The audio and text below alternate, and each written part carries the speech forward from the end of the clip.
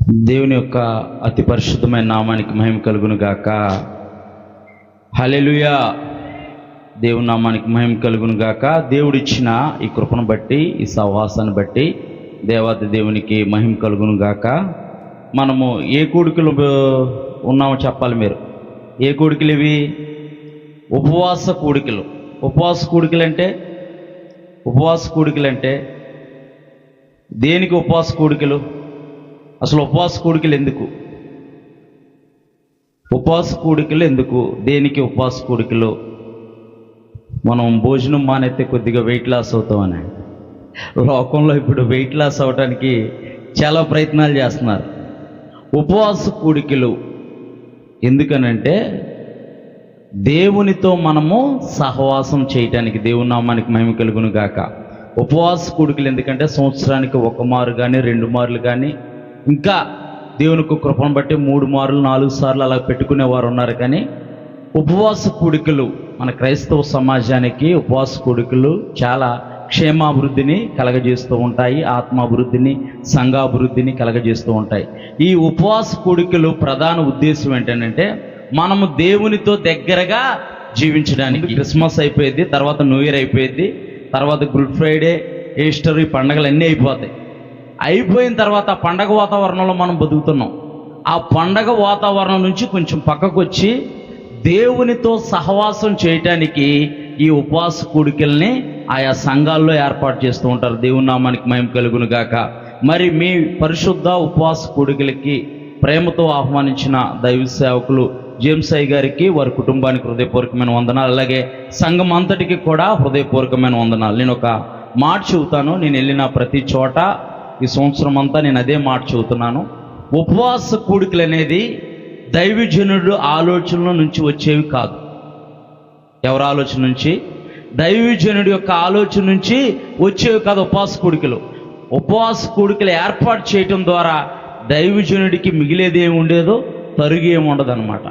సంఘము కట్టబడాలి, సంఘంతో కలిసి ప్రార్థన చేయాలి, ఆత్మలో ఎదగాలి, సంఘము సరిహద్దులు విశాలపరచాలని భావంతో, ఇంకా మనకున్న అనేక అవసరతలు అక్కర్ల నిమిత్తము సంఘం అంతా కలిసి ఏకకంఠంతో ఏక మనసుతో ప్రార్థన చేయాలని దైవ సేవకుల ద్వారా దేవుడు ఏ మాటనైతే పలికిస్తున్నాడో ఆ మాటకు మనం లోబడితే మన జీవితాలు ఆస్వాదింపబడతాయి. దేవుని నామానికి మహిమ కలుగును గాక. నేను అంటాను, మరి దైవజనుడి నోటి నుంచి వచ్చిన మాటను మనం అంగీకరిస్తున్నామా, అంగీకరించట్లేదా? ఉపవాస ప్రార్థనలు అంటే ఉపవాస ప్రార్థనలో సాధ్యమైన అవసరమైతే నీవు మిగతా కూడికలకి ఏట్లకి హాజరు కాకపోయినా సరే ఉపవాస కూడికలకి నీవు హాజరవ్వాలి. అంటే మిగతా కూడికలకి రావద్దని నేను అంటలేదు, మళ్ళీ రావద్దని అంటున్నారని కాదు. కానీ అంటే మనం ఎక్కువ ప్రాధాన్యత ఇవ్వాల్సింది ఉపవాస కూడికలు. దేవుని నామానికి మహిమ కలుగును గాక. ఎందుకు? మరి నేను ఎక్కడో మరి మా తణుకు ప్రాంతం నుంచి దైవ సేవకులు మరి మీరు పలానా రోజున మేము ఉపవాస కూడికలు పెట్టుకున్నాం రావాలండి అని అంటే మేము కూడా వారితో పాటు మనసు కలిపి వారి సంఘాన్ని దేవుడు ఏ మాటలైతే చెప్పాడో ఆ మాటలు చెప్పాలని మేము కూడా దేవుడి దగ్గర కనిపెట్టి వచ్చినప్పుడు పలసగా నిరుత్సాహంగా ఉంటే దైవజనులకి ఎలా ఉండిద్ది? నాకంటే ముందు బాధ. నేను వస్తాను, ఇది చెప్పేది చెబుతాను, వెళ్ళిపోతాను. దైవజనుడికి ఎంత బాధ కలిగిద్దని అంటే దైవజనుల యొక్క మనస్సు నొచ్చుకునేది. నేను పరిచర్యలో ప్రారంభంలో నేర్చుకుంది ఏంటంటే దైవజనుడితో మనం ఏక మనసు కలపకపోతే మనకు ఆశీర్వాదాలు మన జీవితంలో చూడలేం.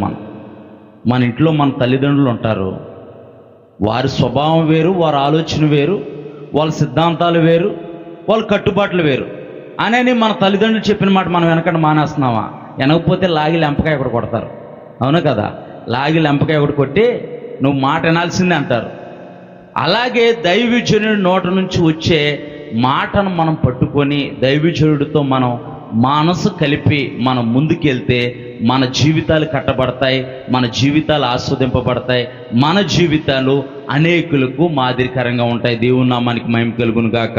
ఈ యొక్క మధ్యకాల సమయంలో చూద్దాం, పరిశుద్ధ గ్రంథంలో నుంచి ఏవేలు రాసిన గ్రంథము పేజీ నంబర్ 752 పేజీ, 752 పేజీ, పాత నిబంధన గ్రంథంలో 752 పేజీ 14వ వచనం. 752 పేజీ, మొదటి అధ్యాయం 14 వచనం.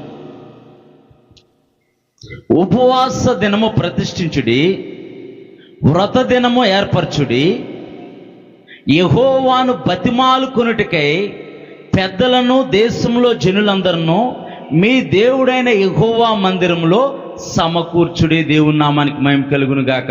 ప్రార్థన చేసుకుందాం. ప్రేమ నమ్మకం కలిగిన పరలోకపు తండ్రి, నీ పరిశుద్ధమైన అత్యున్నతమైన ఘనమైన నామాన్ని బట్టి మీకు వందనాలు, కృతజ్ఞతాస్తుతులు, స్తోత్రాలు తండ్రి. ఈ మధ్యకాల సమయంలో మేమేమై ఉన్నామో అది కేవలము నీ కృపను బట్టే, నీ వాత్సల్యతను బట్టే, నీ కనికిరాన్ని బట్టే నాయన. అయా మీ సేవకులు అయా మీరిచ్చిన మాటను పట్టుకొని మరి ఉపవాస దినాలు అయా ఏర్పరిచి సంఘాన్ని బలపరచాలని, సంఘము ఆస్వాదింపబడాలని, సంఘంలో నీ మాటలు వినిపించబడాలని, నీ మాటల ద్వారా మేము హెచ్చరించబడి మా జీవితాల్ని మేము సరిచేసుకొని నీలో కట్టబడి అయా 30 60 100 ఫలించి నీ నిత్యరాజ్యంలో ఉండాలని ప్రభా అయా ఆకాంక్షిస్తుండగా ప్రభా అట్టి కృపను దయచేయండి. అయా తండ్రి ప్రభా, మనుషులు మాట్లాడితే ప్రయోజనం లేదు కానీ జీవం గల నీ వాక్కుతో మీరే నాతో మా అందరితో మీరు మాట్లాడండి ప్రభా. ఈ ఉపవాస ప్రార్థన ద్వారా ఒక ఉద్యమం రగిలించబడుగాక. ఈ ఉపవాస ప్రార్థన ద్వారా అయా ప్రతి ఒక్కరి జీవితము కట్టబడుగాక. ఈ ఉపవాస ప్రార్థన ద్వారా ప్రతి ఒక్కరి హృదయాలు సరిచేయబడుగాక తండ్రి ప్రభా. అయా నీ వాక్యము బండలను బద్దలు కొట్టు సుత్తి వంటిది నాయన. నీ వాక్యము అద్దం వంటిది నాయన. నీ వాక్యము చాకలవాని సబ్బు వంటిది నాయన. నీ మాటలు పవిత్రమైనవి. పవిత్రమైన నీ మాటలతో తండ్రి ప్రభా మీరు మాతో మాట్లాడి మా జీవితాన్ని పరిశుద్ధపరిచి 100 ఫలించే విధంగా మా జీవితాలను ఆస్వాదించమని యేసు పరిశుద్ధ నామమున ప్రార్థిస్తున్నాం పరమ తండ్రి, ఆమేన్. మనము చదువుకుందాం యోవేలు గ్రంథము 1వ అధ్యాయము 14 వచనము. ఉపవాస దినమును ప్రతిష్ఠించుడి. ఉపవాస దినాన్ని ప్రతిష్ఠించుకొని వ్రత దినమును ఏర్పరచుకునుడి. వ్రత దినమనని ఇక్కడ తెలుగు ట్రాన్స్లేట్ బైబిల్లో రాయబడి ఉంది. కానీ వ్రత దినం అంటే ప్రత్యేకంగా ఒక రోజు, ప్రత్యేకంగా ఒక రోజును మనం ఏర్పరచుకోవాలి. ఉపవాస దినాన్ని ప్రతిష్ఠించుడి, వ్రత దినమును ఏర్పరచుడి, యెహోవాని బతిమాలుకొనుటకై. ఎవరిని బతిమాలుకొనుటకై? భూమి ఆకాశాలు సృష్టికర్త అయిన యెహోవాను బతిమాలుకొనుటకై. ఆయన స్వరూపమందు ఆయన పోలిక చొప్పున నరుల్ని నిర్మిస్తే ఆ నరులు త్రోవ తప్పిపోతే, ఆ నరులు దారి తప్పిపోతే, ఆ నరుల్ని ప్రేమించి తన ఏకైక కుమారుడైన లోకరక్షకుణ్ణి ఈ లోకంలోకి పంపి ఆయన చిందించిన పరిశుద్ధ రక్తం ద్వారా మానవాళికి విడుదల కలగజేసిన తండ్రి అయిన దేవుణ్ణి బతిమాలుకొనుటకై. దేవుని నామానికి మహిమ కలుగును గాక. యెహోవాని బతిమాలుకొనుటకై మీ పెద్దలను దేశంలో ఉన్న జనులందరినీ కూడా సమకూర్చాలంట. ఎక్కడ సమకూర్చాలని అంటే మీ దేవుడైన యెహోవా మందిరంలో సమకూర్చుడి. అంటే మనమందరం ఎక్కడ సమకూర్చబడాలి?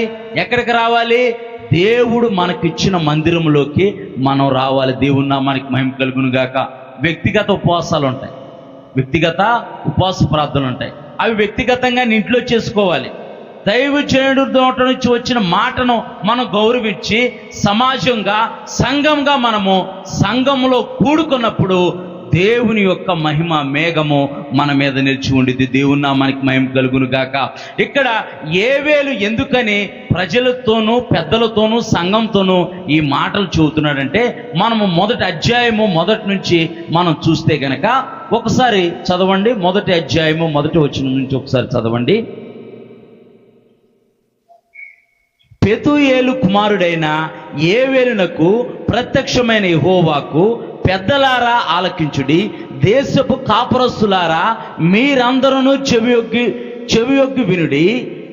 ఇలాంటి సంగతి ఈ దినముల్లో కానీ మా పితరుల దినముల్లో కానీ జరిగినదా? ఈ సంగతి మీ బిడ్డలకు తెలియజేయుడి.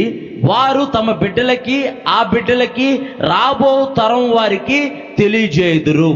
గొంగలి పురుగులు విడిచిన దానిని మిడతలు తినివేసి ఉన్న, మిడతలు విడిచిన దానిని పసర పురుగులు తినివేసి ఉన్నది, పసర పురుగులు విడిచిన దానిని చీడ పురుగులు తినివేసి ఉన్నవి. ఇక్కడ మనము కీటకాలను చూస్తున్నాం. వాటిని ఏమంటారు? కీటకాలు. గొంగలి పురుగు, మిడతలు, పసర పురుగులు, చీడ పురుగులు. గొంగలి పురుగు, మిడతలు, పసర పురుగు, చీడ పురుగులు.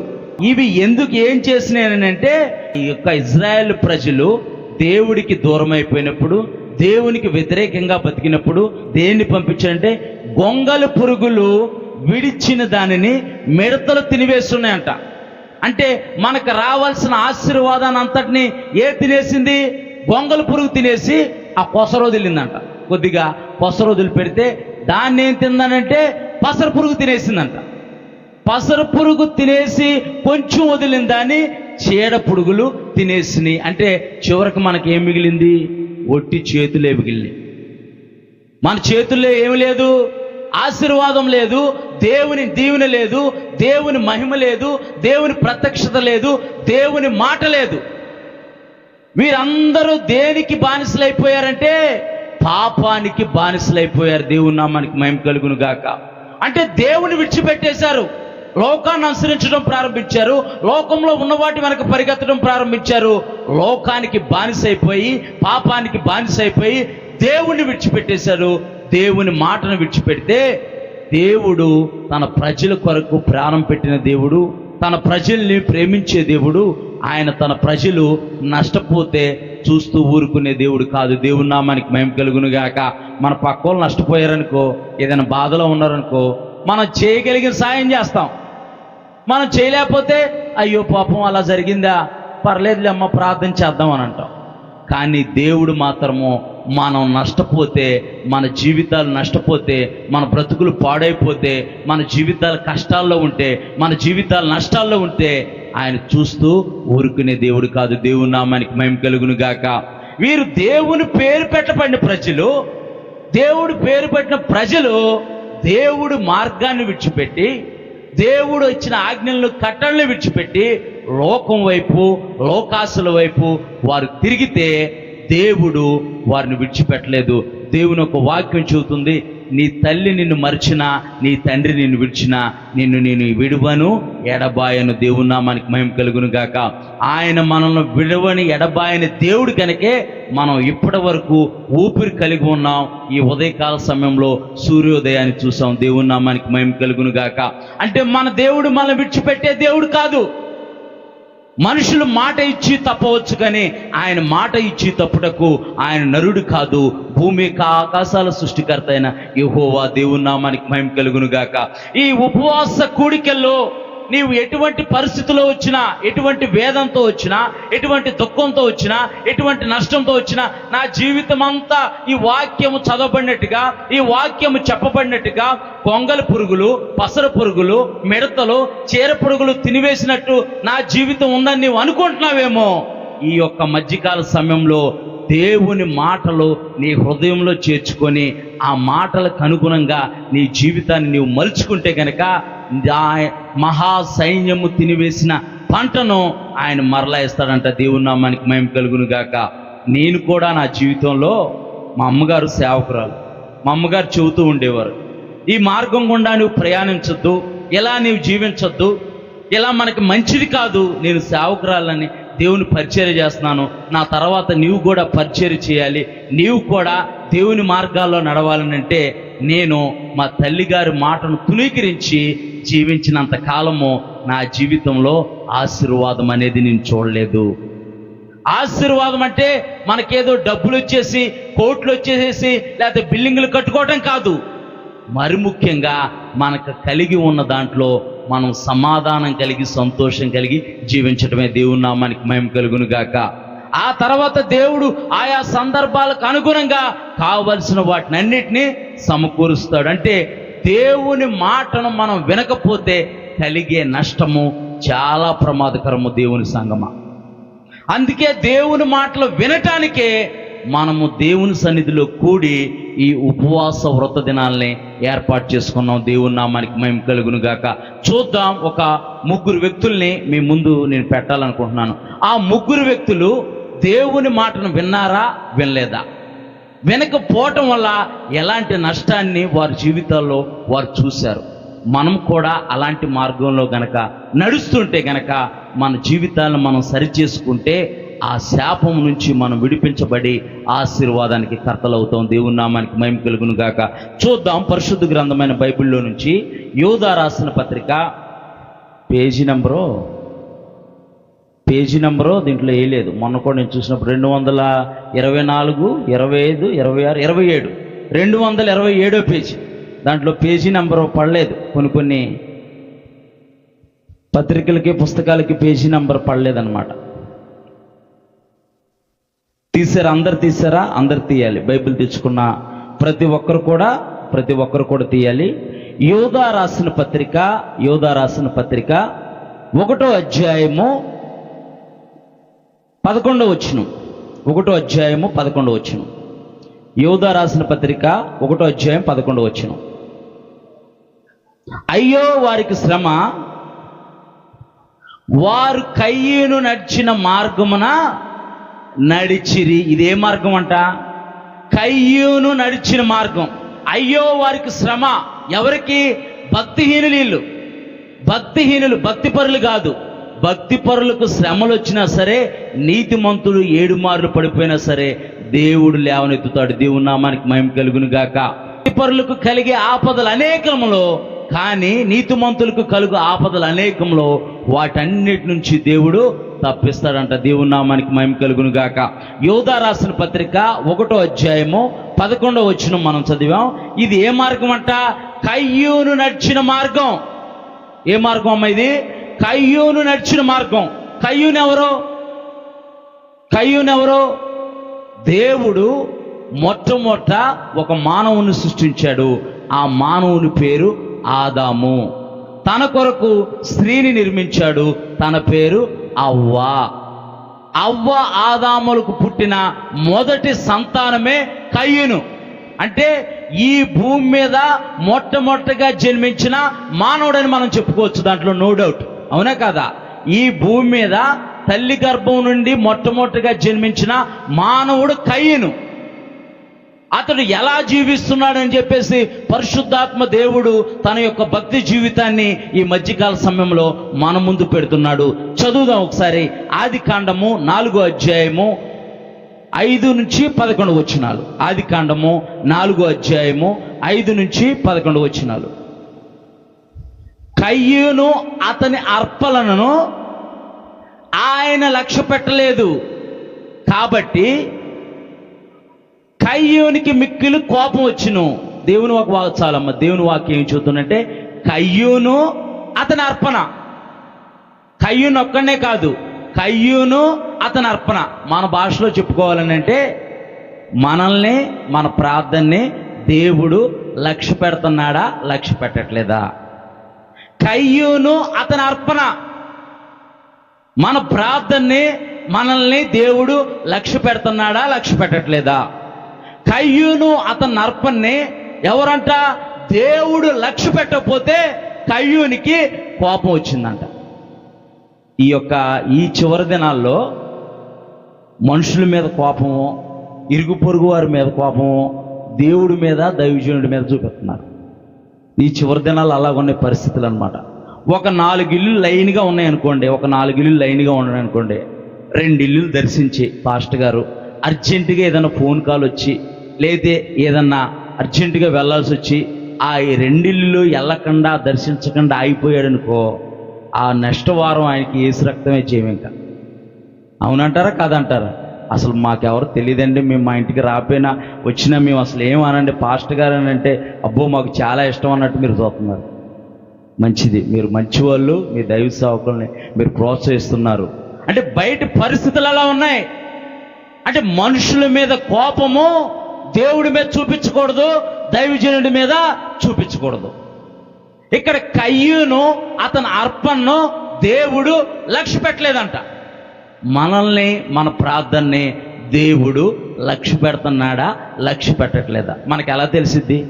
మన ప్రార్థనని దేవుడు లక్ష్య పెడుతున్నాడా, లక్ష్య పెట్టట్లేదని ఎలా తెలిసిద్ది? చెప్పాలి, కొద్ది గట్టిగా మాట్లాడాలి. మన ప్రార్థనని, మనల్ని దేవుడు లక్ష్య పెడుతున్నాడా, లక్ష్య పెట్టట్లేదా అని ఎలా తెలిసిద్ది?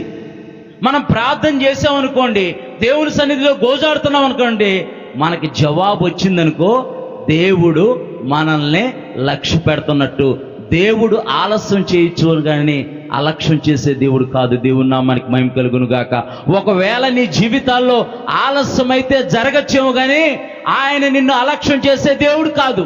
ఇక్కడ కయ్యూను అర్పణను దేవుడు లక్ష్య పెట్టలేదంట. అంటే నీవు వద్దు, నీ అర్పణ వద్దు, పోరా బాబు అన్నాడు దేవుడు. నీవు వద్దు, నీ అర్పణ వద్దు. దేవుడు కయ్యూను అర్పణను లక్ష్య పెట్టకపోతే కయ్యూనికి ఏం కలిగిందంట? కోపం కలిగిందంట.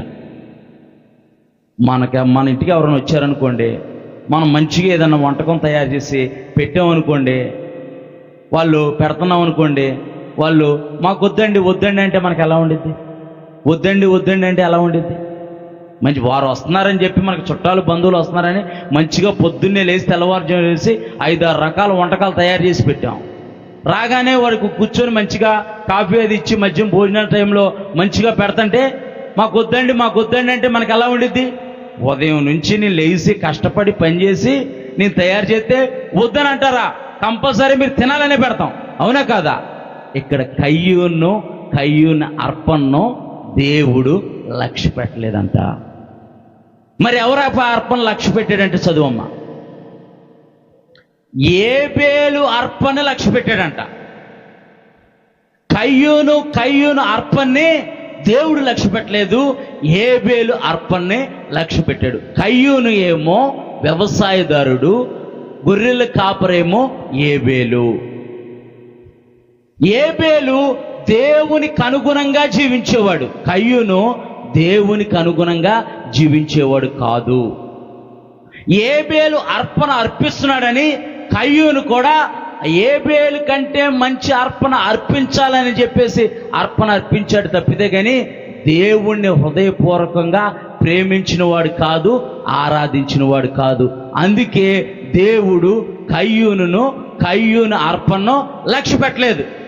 ఎందుకు లక్ష్య పెట్టలేదు? కయ్యూను అర్పణ ఎందుకు లక్ష్య పెట్టలేదు? హృదయపూర్వకంగా దేవుని తట్టు తిరగట్లా. పక్కన వాళ్ళు ఎవరో ఒక 5 కేజీలు బియ్యం ఇచ్చారని చెప్పేసి మనం కూడా 10 కేజీలు బియ్యం ఇస్తే దేవుడు మెచ్చుకుంటాడంటాం పొరపాటు. మొట్టమొదటిగా మనం హృదయపూర్వకంగా దేవుని వైపు తిరగాలి, దేవుని ఆజ్ఞలు అనుసరించి నడవాలి, దేవుడి కట్టడలు అనుసరించి నడవాలి. దేవునికి ఇష్టరీతిగా మనం నడుస్తూ దేవునికి విరోధమైన స్వభావాన్ని మనం విడిచిపెట్టి దేవుని తట్టు తిరిగి దేవుని సన్నిధిలో ప్రార్థన చేస్తే మన ప్రార్థనా ధూపము పరలోకమందు ఆశీనుడైన యొక్క దేవుని సన్నిధికి చేర్చబడి దేవుని కనికరాన్ని మనం పొందుకుంటాం. దేవుని నామానికి మహిమ కలుగును గాక. కయ్యూను అర్పణను దేవుడు ఎందుకు లక్ష్య పెట్టలేదంటే కయ్యూను హృదయం బాగలేదు. హృదయంలో కల్మషం ఉంచుకొని, హృదయంలో కోపం ఉంచుకొని, హృదయంలో మత్సరం ఉంచుకొని దేవుని సన్నిధిలోకి వచ్చి అర్పణ అర్పిస్తున్నాడు. మత్తయి సువార్త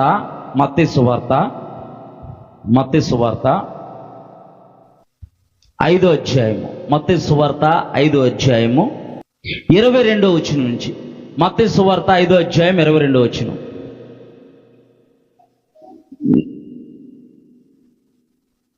నేను 23వ వచనం చదువు. 23వ వచనం నుంచి. కావున నీవు బలిపీఠము నొద్ద అర్పణ అర్పించుచుండగా నీ మీద నీ సహోదరునికి విరోధం ఏమైనా కలదని అక్కడ నీకు జ్ఞాపకం వచ్చినడలా అక్కడ బలిపీఠం ఎదుటనే నీ అర్పణ విడిచిపెట్టి మొదట వెళ్ళి నీ సహోదరునితో సమాధాన పడుము, అటు తర్వాత వచ్చి నీ అర్పణ అర్పించుము. కయ్యూను క్రియలు చెడ్డవి, కయ్యూను మార్గం చెడ్డది, కయ్యూను హృదయము చెడ్డది.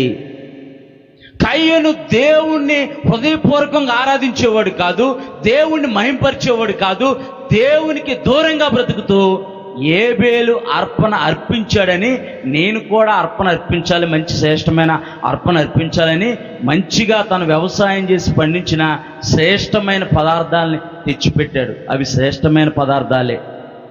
చాలామంది ఏమంటారంటే దేవుడికి గొర్రెపిల్ల అంటే ఇష్టమో అందుకే దేవుడు గొర్రెపిల్లను లక్ష్య పెట్టాడు, కయ్యూను అందుకే లక్ష్య పెట్టలేదు. గొర్రెపిల్ల అర్పించిన ఏబేలు లక్ష్య పెట్టాడు కానీ కయ్యూను లక్ష్య పెట్టలేదు అంటారు. అది పొరపాటు.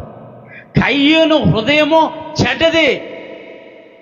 దేవుడికి గొర్రెపిల్ల, దేవుడు అంటున్నాడు నేను బలులు కోరేవాడిని కాదు దయను కోరేవాడిని అంటున్నాడు. దేవుని నామానికి మహిమ కలుగును గాక. ఆయన బలిని కోరేది దేవుడు కాదు. కయ్యూను అర్పించే అర్పణలో లోపం ఉంది. ఆ లోపము మొదట కయ్యూను హృదయంలోనే ఉంది. ఇక్కడ దేవుని ఒక వాక్యం చూస్తుంది, మత్తయి సువార్త 5వ అధ్యాయము 23వ వచనము. మనము దేవుని మందిరానికి ఆదివారం రోజున దేవుని మందిరానికి మంచిగా టిప్ టాప్గా రెడీ అయిపోయి, దేవా ఈ వారమంతా నా జీవితంలో నీవు గొప్ప కార్యాలు చేసావు ప్రభువా, నీకు వందనాలు ప్రభువా అని చెప్పి సంతోషంతో మనం సాక్ష్యం చెప్పాలని, మంచిగా దేవుడికి మంచిగా కానుకేయాలని, దైవజనుడికి కూడా మంచి కానుకిచ్చి దైవజనుడి ద్వారా ప్రార్థన చేయించుకోవాలని మనం ఎంతో సంతోషంతో బైబిల్ పట్టుకొని మంచిగా పాటలు పాడుకుంటూ ఆదివారం రోజున దేవుని మందిరానికి బయలుదేరుతున్నప్పుడు దారి మధ్యలో మన ఇంటి పక్కన వాళ్ళు, మన ఇరుగు పొరుగు వారు, మన బంధువుల్లో ఎవరో మన మీద వేరే వాళ్ళకి లేనిపోని మాటలు చెప్పారని నీకు తెలిసింది. నీ తప్పేమీ లేదు, దాంట్లో నీ తప్పేమీ లేదు. నీకు అర్థమైందా? మన మీద లేనిపోని మాటలు మనకు తెలిసిన వారితో ఎవరో మన బంధువుల్లోనే చెప్పారని చెప్పి నీకు జ్ఞాపకం వచ్చింది. నీ తప్పేమీ లేదు. అసలు నువ్వు ఏ తప్పు చేయలే, ఏ నేరం చేయలే, ఏ పాపం తెలీదు. నీ ప్రార్థన ఏదో నువ్వు చేసుకుంటున్నావు, నీ భక్తి ఏదో నువ్వు చేసుకుంటున్నావు. కానీ నీ మీద లేనిపోని సాడీలు మాటలు చెప్పారని ఆ మాట నీకు జ్ఞాపకం వచ్చింది. దేవుడు వాక్యం చెబుతుంది, నువ్వు మందిరానికి రావటం మానేసి ఒక్క అడుగు వెనక్కి వెళ్ళి నీ మీద ఎవరైతే చాడీలు చెప్పారని నీకు తెలిసిందో ముందు ఒకసారి ఆ మార్తమ్మ గారి తలుపు కొట్టి, అమ్మా నీకు వందనాలని చెప్పేసి, నా వల్ల నువ్వేమైనా బాధపడితే నా ప్రవర్తన ద్వారా కానీ, మాటల ద్వారా కానీ, క్రియల ద్వారా కానీ, నా పద్ధతి ద్వారా కానీ నీవేదన్నా బాధపడితే దయతో నన్ను క్షమించమ్మా అని చెప్పి ఒక్కసారి అలా హక్ చేసుకొని సారీ చెప్పేసి వచ్చి మందిరానికి వచ్చి అప్పుడు నువ్వు 2 చేతులు పైకెత్తి ప్రార్థన చేస్తే దేవుడు నీ ప్రార్థన అంగీకరించి నీ మీద తొలకర వర్షం అనే దీవెన కుమ్మరిస్తాడంట. దేవుని నామానికి మహిమ కలుగును గాక. ఇది నేను చెప్పట్లేదు, లేకపోతే మత్తయ్య యేసుప్రభు వారి శిష్యుడైన మత్తయ్య చెప్పట్లేదు.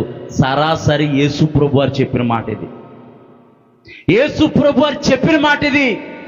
కయ్యూను ఎలాంటి స్వభావం కలిగిన వాడంటే, హృదయంలో మత్సరం పెట్టుకొని, హృదయంలో క్రోధం పెట్టుకొని, హృదయంలో కల్మషం పెట్టుకొని వచ్చి దేవునికి అర్పణ అర్పిస్తుంటే దేవుడు అతని అర్పణని లక్ష్య పెట్టలేదంట. లక్ష్య పెట్టినప్పుడు దేవుడి మీద కోపం వస్తే ఆ కోపం ఎవరి మీద చూపించారు? దేవుడి మీద కోపం వస్తే ఎవరి మీద చూపించాడు? తన తమ్ముడిని చూపించి తన తమ్ముడిని చంపేశాడు. తన తమ్ముడికి ఏమని తెలుసా? పాపం పుణ్యం ఏమని తెలుసా? ఏ పాపం పుణ్యం వాళ్ళ తమ్ముడికి తెలియదు. ఏబేలుకి ఏమీ తెలియదు. ఏబేలు హృదయపూర్వకంగా దేవుణ్ణి ఆరాధించాడు, గొర్రెపిల్లను తెచ్చాడు, దహనబలి అర్పించాడు, దేవుని అతని అర్పణను లక్ష్య పెట్టాడు, సంతోషంతో తన పనేదో తను చేసుకుంటున్నాడు. కయ్యూన్ని దేవుడు లక్ష్య పెట్టకపోతే దేవుడి దగ్గర ఏం చేయాలి? పశ్చాత్తాపడి, ప్రభువా నీవు నా ప్రార్థన ఎందుకు ఆలోచించట్లేదు, నా అర్పణ ఎందుకు నువ్వు అంగీకరించట్లేదు, నా వల్ల ఏమైనా పొరపాటు జరిగిందా, నేను సరి చేసుకోవాల్సింది ఏమైనా ఉందా, నేను ఎక్కడైనా పడిపోయానా, ఎక్కడైనా జారిపోయానా, ఎక్కడైనా త్రోవ తప్పిపోయానా, నన్ను క్షమించు ప్రభా, నా జీవితాన్ని సరిచేయి ప్రభా, నన్ను దర్శించు ప్రభు అంటాం మానేసి వాడి అర్పణ లక్ష్య పెట్టావు కదా, వాడినే ఈ భూమి మీద లేకుండా చేస్తానని చెప్పేసి కయ్యూను తన తమ్ముడైన ఏబేల్ని చంపివేశాడు. కయ్యూను తన తమ్ముడైన ఏబేల్ని చంపేస్తే నీతిమంతుని యొక్క రక్తము భూమి లోపల నుంచి దేవుడికి మొరపెడుతుందంట. దేవుని నామానికి మహిమ కలుగును గాక. అందుకే దేవుని ఒక వాక్యం చెబుతుంది, ఇదే మత్తయి సువార్త 5వ అధ్యాయము 22వ వచనం. ఇప్పుడు చదవండి అందరూ ఒకసారి. 5వ అధ్యాయం 22వ వచనము. తన సహోదరు మీద కోపపడు ప్రతివాడు విమర్శకు లోగునగును, తన సహోదరుని చూచి వ్యర్థుడా అని చెప్పువాడు మహాసభకు లోనగును, ద్రోహు అని చెప్పువాడు నరకాగ్నికి లోనగును. కోపడు గాని పాపం చేయకుడనని పరిశుద్ధ గ్రంథమైన బైబిల్ చెబుతుంది.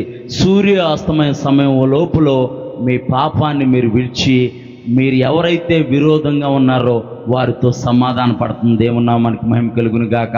నీవు అలా సమాధాన పడితేనే నీవు చేసే ప్రార్థన, నీవు అర్పించే అర్పణ, నీ భక్తి జీవితాన్ని, నిన్ను, నీ కుటుంబాన్ని దేవుడు లక్ష్య పెడతాడు. మొదటి యోహానుకు రాసిన పత్రిక 3:12. మొదటి యోహానుకు రాసిన పత్రిక 3:12. కయ్యూను క్రియలు చెడ్డవి, ఏబేలు క్రియలు నీతి గలవై ఉండెను, కనుక కయ్యూను తన సహోదరుని చంపెను అని. కయ్యూను క్రియలు చెడ్డవి గనక ఏబేలు క్రియలు, నీతిమంతుని క్రియలు నీతిగా ఉంటాయి గనక నీతిమంతుని క్రియలు చూసి అసూయతో ద్వేషంతో కయ్యూను నడుచుకున్నాడు. నా ప్రియమైన దేవుని సంఘమా, దేవుని యొక్క సమాజమా, మన క్రియలు చెడ్డవుగా ఉండి మన హృదయాల్లో మత్సరము, మన హృదయాల్లో కోపము, మన హృదయాల్లో విరోధమైన భావాన్ని పెట్టుకొని మనము దేవుని సన్నిధిలో అర్పణ అర్పిస్తే మన అర్పణ దేవుడు లక్ష్య పెట్టడు. ఇది కయ్యూను నడిచిన మార్గం. ఇదే మార్గం, కయ్యూను నడిచిన మార్గం ఇది. కయ్యూను నడిచిన మార్గంలో మనము నడవకూడదు. కయ్యూను తన సహోదరుని చంపాడంటే నరహత్య చేసి పాపాన్ని, ఉగ్రతని కూడబెట్టుకున్నాడు. కయ్యూన్ని దేవుడు అడుగుతాడు, నీ తమ్ముడు ఎక్కడా అని అంటే ఏం చెప్పాలి? నీ తమ్ముడు ఎక్కడా అని అంటే ఏం చెప్పాలి? నాకు తెలియదు ప్రభువా అని అంటాం మానేసి, మా తమ్ముడికి నేనేమన్నా కాపలానా, మా తమ్ముడికి నేనేమన్నా కాపలానా అని దేవుడితో అబద్ధమాడి దేవుడి దగ్గర పశ్చాత్తాపం పడటం మానివేసి దేవుని యొక్క శిక్షను కూడగట్టుకొని దేశ దిమ్మరయ్యి తిరిగాడు. అతను చేసే ఏది వ్యవసాయం కూడా సారవంతంగా లేదని పరిశుద్ధ గ్రంథమైన బైబిల్ అంటే శాపాన్ని కూడగొట్టుకున్నాడంటే మనం అర్పించే అర్పణ దేవునికి ప్రీతికరంగా ఉండాలి, మనకు ఆశీర్వాదకరంగా ఉండాలి. దేవుని నామానికి మహిమ కలుగును గాక. అంతేకాని మనం అర్పణ అర్పించి దేవుని శాపాన్ని కూడగొట్టుకునే వారిగా మన జీవితాలు ఉండకూడదు. ఇది కయ్యూను నడిచిన మార్గము. ఇంకో మార్గం చూద్దాం. అదే యోధా రాసిన పత్రిక, అదే యోధా రాసిన పత్రిక చదువు ఒకసారి. అదే యోధా రాసిన పత్రిక 11వ వచనం కాడ నుంచి చదువు. అయ్యో వారికి శ్రమ, కయ్యూను నడిచిన మార్గంలో నడిచిరి, బహుమానము. ఇది వేరే మార్గం, ఇది వేరే వ్యక్తి. ముగ్గురు వ్యక్తులను చూద్దాం అనుకున్నాం కదా, ఒక వ్యక్తిని చూసాం. ఇతను ఇంకో వ్యక్తి అన్నమాట. చదువమ్మా. బహుమానము పొందవలని బిలాము నడిచిన త్రప్పు త్రోవలో మొట్టమొదటి మనం ఏం చూసామంటే కయ్యూను నడిచిన మార్గాన్ని మనం చూసాం. ఇది బిలాము నడిచిన త్రప్పు త్రోవ. ఇదేంటిది? రెండోది ఏంటి? బిలాము నడిచిన. ఎందుకు బిలాము ఆ మార్గం నడిచాడంటే బహుమానం పొందవలని. దేనికోసం చెప్పాలి? మీరు అందరూ అంత నీరసంగా ఉన్నారు, అందరూ ఫాస్టింగ్లో ఉన్నారా? మంచిది, ఫాస్టింగ్లో ఉంటాం. నేను కూడా ఫాస్టింగ్లోనే ఉన్నానమ్మా, నేను కూడా ఫాస్టింగ్లోనే ఉన్నాను. ఇవాళకి 36 రోజులు ఫాస్టింగ్లోనే ఉన్నాను. ఇది ఏ మార్గం అంట? బహుమానం పొందవలని బిలాము నడిచిన త్రప్పుడు త్రోవ. అసలు ఈ బిలాం అనే వ్యక్తి ఎవరో, ఈయన ఎలాంటి తప్పుడు మార్గంలో నడిచారో ఒకసారి చూద్దాము. సంఖ్యాకాండము 22వ అధ్యాయము. సంఖ్యాకాండము 22వ అధ్యాయము. ఈ 22వ అధ్యాయంలో గనక మనం చూస్తే గనక బిలాము అనే ఒక వ్యక్తిని మనం ఇక్కడ చూడగలుగుతాం. వీళ్ళు మోయాబీలు అన్నమాట. వీరు మోయాబీలు. దేవుడు ఇజ్రాయేల్ జనాంగాన్ని, అందరు నా వైపు చూడాలి, బైబిల్ చూడమన్నప్పుడు బైబిల్ చదువు. ఇజ్రాయేల్ ప్రజల్ని దేవుడు ఐగుప్తులో 430 సంవత్సరాల బానిసత్వం నుంచి వారిని విడిపించి పాలు తేనెలు ప్రవహించే కానాను దేశానికి నడిపిస్తున్న కాలక్రమంలో వీరు ఒక్కొక్క ప్రాంతాన్ని దాటుకుంటూ వెళ్తున్నారు. మోయాబు ప్రాంతానికి రాగానే మోయాబు రాజైన బాలాకు, అతని పేరేం పేరు, రాజు పేరు బాలాకు.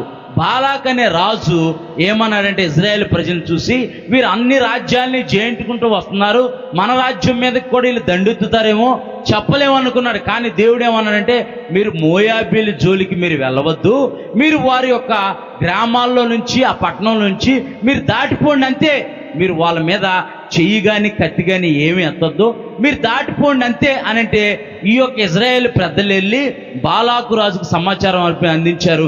మీ మీద మేము యుద్ధం చెయ్యం బాబు, మేము దాటిపోతాం అంతే, మాకు త్రోవిస్తే చాలు అంతే, మాకు త్రోవిస్తే మేము దాటిపోతాం, మేము మిమ్మల్ని ఏమి చేయమంటే, ఈ బాలాకు రాజు వీరిని ఎలాగైనా హతముందించాలి, వీరిని ఎలాగైనా నాశనం చేయాలని చెప్పేసి బిలాము అనే ఒక సోదిగాడు, అతను ఎవరి పేరు, సోదిగాడు, జ్యోతిష్యుడు అంటారు కదా, సోది చెప్పేవాళ్ళు జ్యోతిష్యులు అంటారు కదా, అలాంటి ఆ ప్రాంతానికి చెందిన ఒక జ్యోతిష్యుడి దగ్గరని సంప్రదించాడు ఈ బాలాకు రాజు.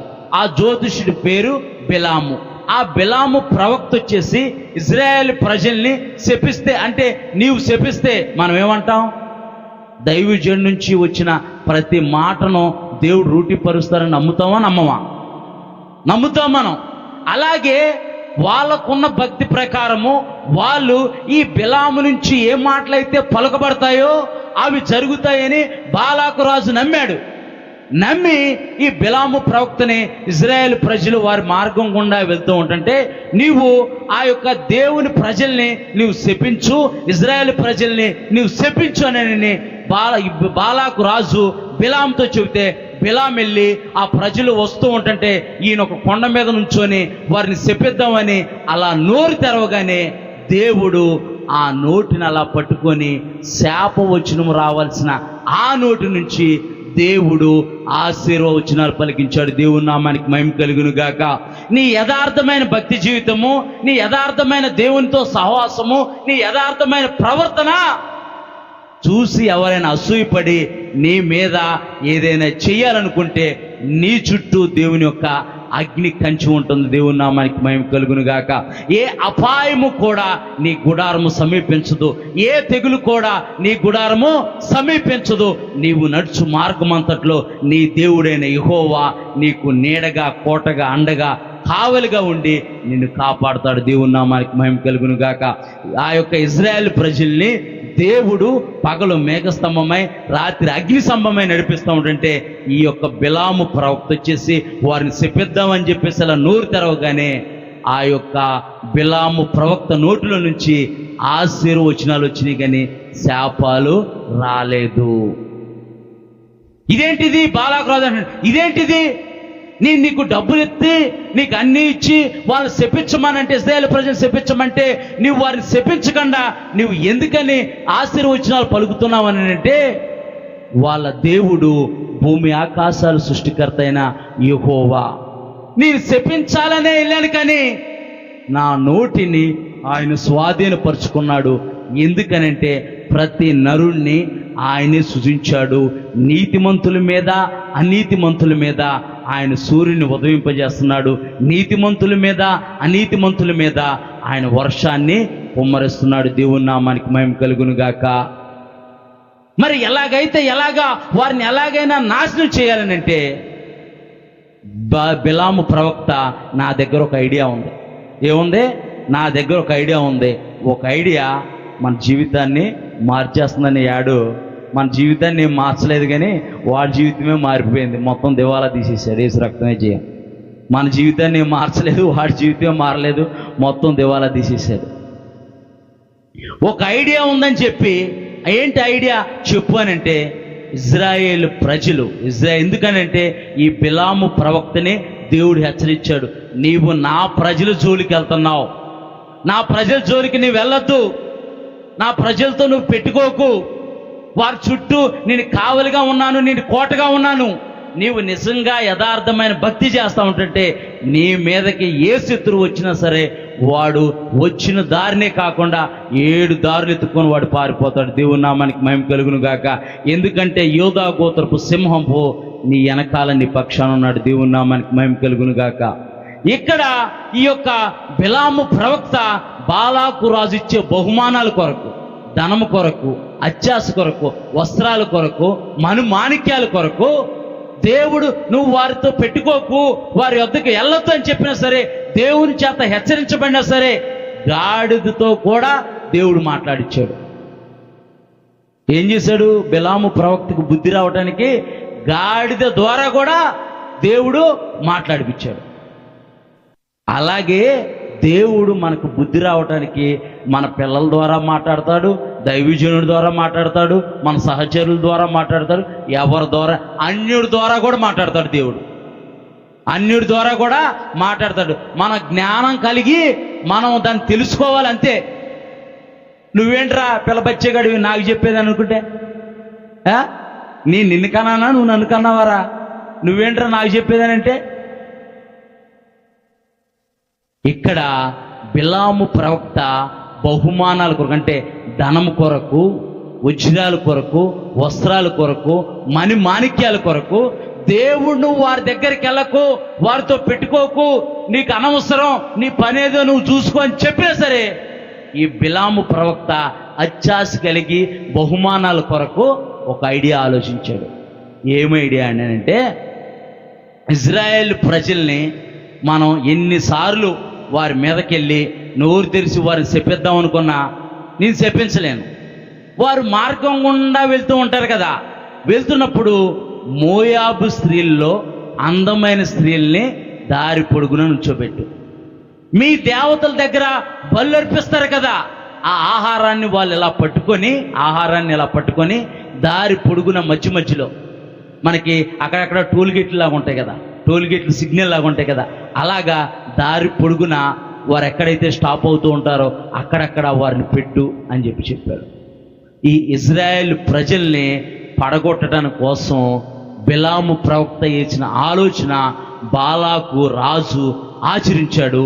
ఆ యొక్క మోయాబు దేశంలో అందమైన స్త్రీలు, వారి దేశంలో బలిచ్చిన ఆహారము వారు పట్టుకొని వారు దారి పొడుగున నిల్చుంటే, కొంతమంది బలహీనమైన భక్తిపరులు వారికి లొంగిపోయి వారి జీవితాలను పాడు చేసుకోవటం వల్ల దేవుని యొక్క కోపము, దేవుని యొక్క ఉగ్రత ఇజ్రాయేల్ పాలెంలోకి వచ్చి ఒక్క దినమనే 20,000 మంది కూలిపోయారంట. అంటే తప్పుడు త్రోవ, చెడు మార్గం. మనం ఎక్కడికి పడితే అక్కడికి వెళ్ళకూడదు, ఏ మార్గం పడితే ఆ మార్గానికి వెళ్ళకూడదు, ఏ త్రోవలు తప్పితే ఆ త్రోవల్లో తిరగకూడదు అని వాళ్ళని ద్వేషించాలి, దూషించాలని నేను అంటలేదు సుమి. మనం అందరినీ ప్రేమించాలి, అందరినీ గౌరవించాలి. నీ భక్తి జీవితం ఏంటో నీ వారికి చూపించాలి చెప్తే కానీ వారి భక్తి జీవితంతో నువ్వు రాజీ పడకూడదు. మనకు దొరికేస్తుంది కదా, ఫ్రీగా వచ్చేస్తుంది కదా అని మనం తెచ్చుకొని పెట్టుకున్నాం అనుకో, శాపాన్ని తెచ్చుకొని పెట్టుకున్నట్టే, శాపాన్ని తెచ్చుకొని పెట్టుకున్నట్టే. ఎవరైనా సరే అటువంటి మార్గాల్లో గనక వెళ్తుంటే గనక ఆ మార్గాల్ని విడిచిపెట్టండి. దేవుని ఒక వాక్యం అంటుంది, బెలియాలతో దేవునితో పొంతు లేదు. నువ్వు దెయ్యం బలలో చేసి వచ్చి దేవుడి బలలో చేస్తావా?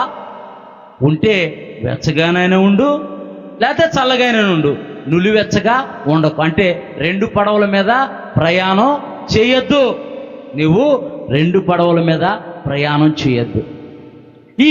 ఈ యొక్క బలహీనమైన భక్తి పరులు దేవుని యొక్క శాపాన్ని ఇజ్రాయేల్ ప్రజల మీదకి రావటానికి కారకులయ్యారు. ఇది బిలాము నడిచిన తప్పుడు త్రోవ. అంటే బిలాము లాంటి వారు వచ్చి నీ ముందు వచ్చి నిలబడి, ఏం కాదులే, ఎవరు చూస్తున్నారు? పాస్టర్ గారు చూస్తున్నారా? దేవుడు చూస్తున్నారా? ఎవరు చూస్తున్నారు? ఎవరో చోట్ల వాళ్ళు అలాగే చెబుతారు, మనం ఇలాగే అంటాం, మన పని మనం చేసుకోవాలన్నారనుకో అలాగే పోతారు. నిజం, వాస్తవం, అలాగే పోతాం. మనము పరిశుద్ధమైన జనాంగము. దేవుని నామానికి మహిమ కలుగును గాక. పరిశుద్ధమైన ప్రజలము. ఒకవేళ నువ్వు యథార్థమైన భక్తి చేస్తూ యథార్థంగా ఉండి నష్టపోతున్నావా? మిడతలు, పసర పురుగులు, గొంగర పురుగులు తినివేసిన మహాసైన్యమనే పంటను దేవుడు మరలా నీకు ఇస్తాడు. దేవుని నామానికి మహిమ కలుగును గాక. నీవు బిలాము నడిచిన తప్పుడు త్రోవలో నడవకూడదు. పరిశుద్ధ గ్రంథమైన బైబిల్లో మనం చూస్తే కనుక నయమాను అనే ఒక సైన్యాధిపతి ఉన్నాడు. అతనికి కుష్ఠవ్యాధి కలిగింది. కుష్ఠవ్యాధి కలిగితే అతను మంచి సైన్యాధిపతి.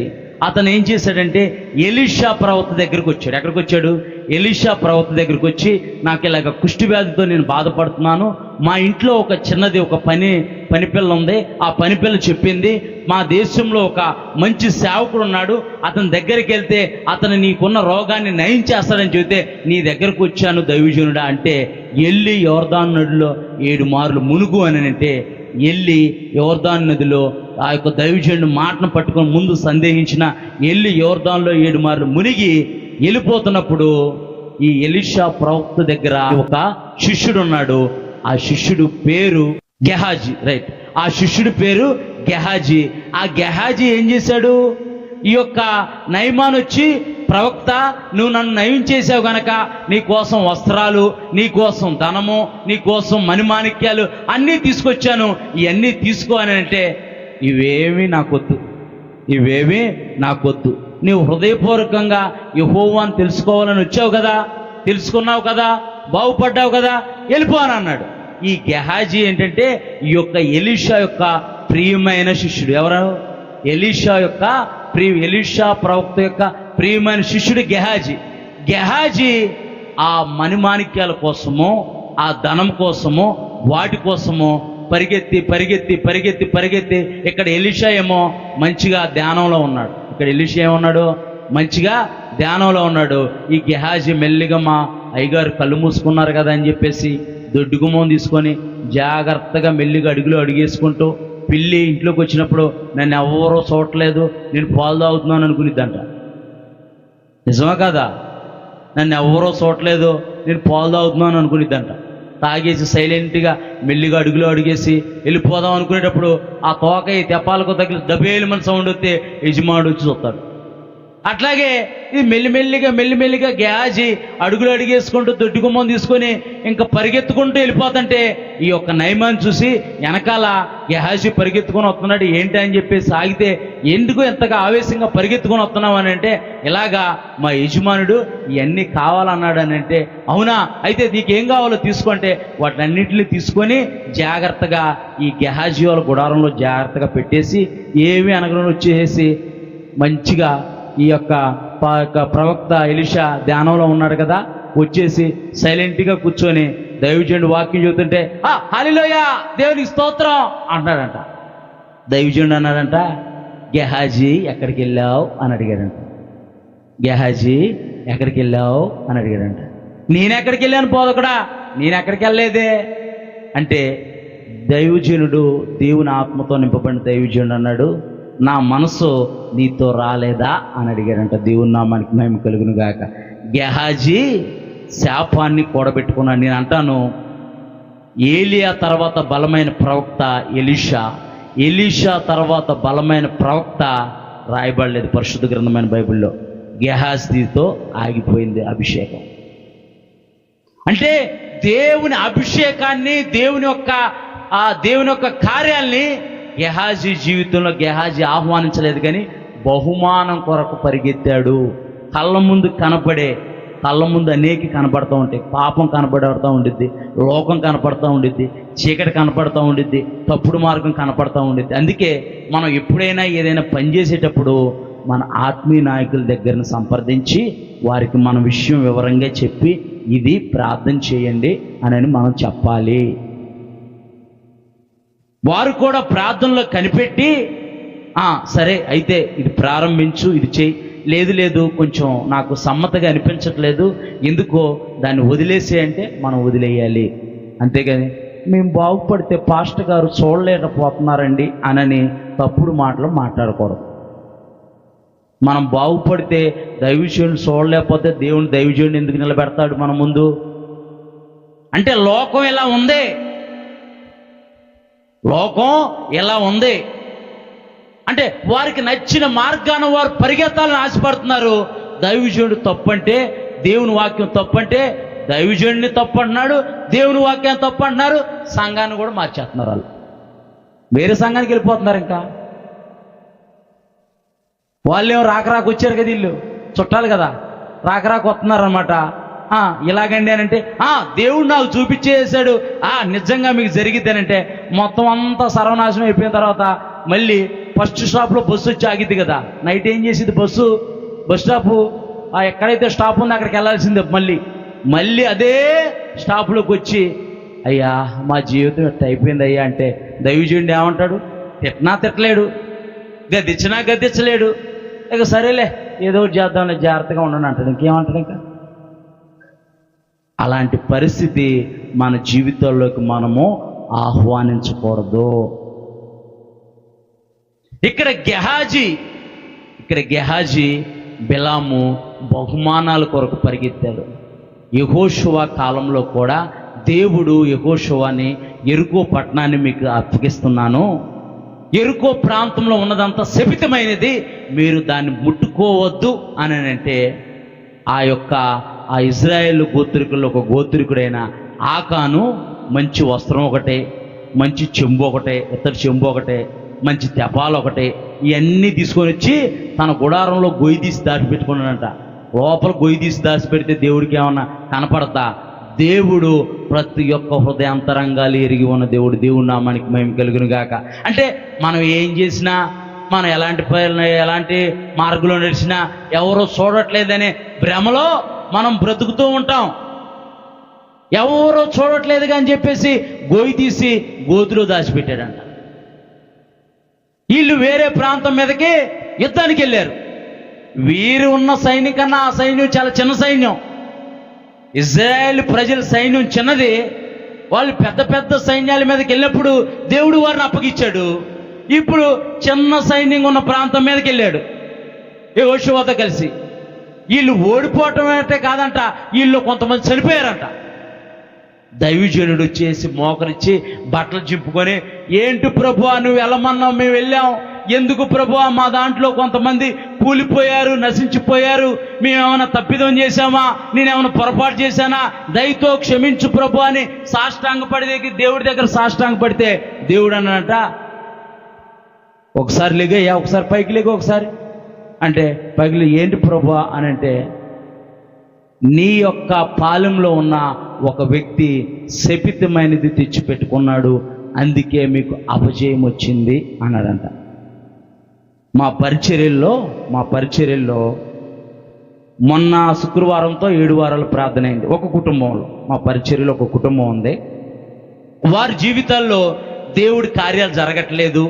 ఏ జాతర ఏది చేసినా ఏ సమస్య ఇబ్బంది, దురాత్మ సమస్య, పీడకల్లో రోగాలు, అప్పులు, ఇదే బాధలో అని వాళ్ళు ఎంతో కష్టపడి వాళ్ళ కళ నెరవేర్చుకోవడానికి జగన్ ప్రభుత్వం ఇచ్చిన జగనన్న కాలనీలో ఇల్లు కట్టుకున్నారు. ఎవడో అన్నాడంట, ఈ బిలాంలో అంటాడు అన్నాడంట, మీరు ఆ ఇల్లు కట్టుకోవటం వల్లే మొత్తం శనంతా మీ మీద తాండవం చేస్తుంది అన్నాడంట. వీళ్ళు అని అంటున్నారు, అయ్యా మేము ఆ ఇల్లు ఖాళీ చేసేస్తాం అయ్యా అని అన్నారు. అసలు మీకు జీవితం గడవటమే కష్టంగా ఉంది. ఏది అమ్మాయి జాబ్ చేస్తుంది, అబ్బాయి జాబ్ చేస్తున్నాడు, కుటుంబం గడవటం కష్టంగా ఉంటుంది. మళ్ళీ భార్య కూడా జాబ్ చేస్తుంది. ఇంతకీ 4 వ్యక్తుల్లో 3 జాబ్ చేస్తున్నారు, ఒక్కలే జాబ్ చేయట్లా, అయినా కుటుంబం గడవటం కష్టంగా ఉంది. అంత విచిత్రంగా ఉంది చూడండి. 4 వ్యక్తుల్లో 3 జాబ్ చేస్తున్నారు, ఒక్కళ్ళే జాబ్ చేయట్లేదు. ఇంటేసిమానుడి అనారోగ్య పరిస్థితి వల్ల జాబ్ చేయట్లేదు, అయినా కుటుంబం గడవటం కష్టంగా ఉంది, ఇబ్బందిగా ఉంది. మేము అన్నాము, ఇది కరెక్ట్ పద్ధతి కాదు, మన ఇంట్లో ప్రార్థనలు పెడదాము, ప్రార్థనలు పెట్టి ప్రార్థన ధూపాన్ని మనం వేస్తూ ఉంటే దేవుడు తన వాక్కు ద్వారా మాట్లాడుతూ ఉంటాడు. అప్పుడు మనం సరిచేయబడతాం, అప్పుడు పరిస్థితులన్నీ మనకి అన్ని అనుకూలంగా మార్చబడతాయని చెప్పి ప్రార్థనలు స్టార్ట్ చేసాం. ప్రార్థనలు స్టార్ట్ చేసిన తర్వాత ప్రతి వారం వెళ్తున్నాం, నడిపించుకుంటూ వస్తున్నాం, వాక్యం చెబుతున్నాం, అన్ని హెచ్చరికలు చెబుతూ ఉంటున్నాం, వస్తున్నాం. 5వ వారం ప్రార్థనకి వెళ్ళబోయే ముందు ప్రభువా నేను వారికి ఏం చెప్పాలి ప్రభు అని చెప్పి ప్రార్థన చేస్తున్నాను. చేస్తుంటే ప్రభు అన్నాడు, వాళ్ళల్లో వాళ్ళకి సమాధానం లేదు, ఐక్యత లేదు, ఒకరినొకరిని క్షమించుకోమని చెప్పాడు. ఏమన్నాడు? వాళ్ళల్లో వాళ్ళకి సమాధానం లేదు, ఐక్యత లేదు, ఒకరినొకరు క్షమించుకోమని చెప్పాను అన్నాడు. సరే నేను వెళ్ళి ప్రార్థన స్టార్ట్ చేసి ఆరాధన చేసి వాక్యం చెప్పి అన్నీ అయిపోయిన తర్వాత లాస్ట్ చివరి ప్రార్థనప్పుడు ప్రార్థన చేయకుండా మీ నలుగురు రండి, మీ నలుగురు మోకరించి ఒకరి చేతులు ఒకళ్ళు ఇలా పట్టుకోండి, ఒకరి చేతులు ఒకళ్ళు ఇలా పట్టుకొని నలుగురు ఇలా రౌండ్గా కూర్చొని మీరే దేవుడు చెప్పాడు నాకు ఈ మాట, మీరు ఒకరిలో ఒకరికి సమాధానం లేదు, మీకు ఒకరికొకరి నెమ్మది లేదు, మీరు ఒకరినొకరు క్షమించుకోమని చెప్పి దేవుడు చెబుతున్నాడు అని అంటే మీరు ప్రార్థన చేస్తూ ఉండండి. ఏమైనా ప్రార్థన చేయాలంటే ఆస్వాదించు ప్రభువా కాదు, ప్రభువా నన్ను క్షమించు, నా ద్వారా నా బిడ్డలు ఏమన్నా బాధపడితే, నా ద్వారా నా భార్య బాధపడితే, నా ద్వారా నా పిల్లలు బాధపడితే నన్ను క్షమించమని చెప్పి దేవుడి దగ్గర అడిగి మిమ్మల్ని మీరే ఒకళ్ళొకళ్ళు క్షమాపణ అడుక్కోండి అని చెప్పాను. వారు నలుగురు అలా ప్రార్థన చేస్తున్నారు, నేను ప్రార్థనలు నడిపిస్తున్నాను. ప్రార్థన చేయండి అంటున్నా. నేను ఏమనలేదు, చెయ్యి మీద వేయలేదు, ఏం చేయలేదు, ఏమనలేదు. ఆ యొక్క సహోదరుల నుంచి ఒక దెయ్యం బయటకు వచ్చింది.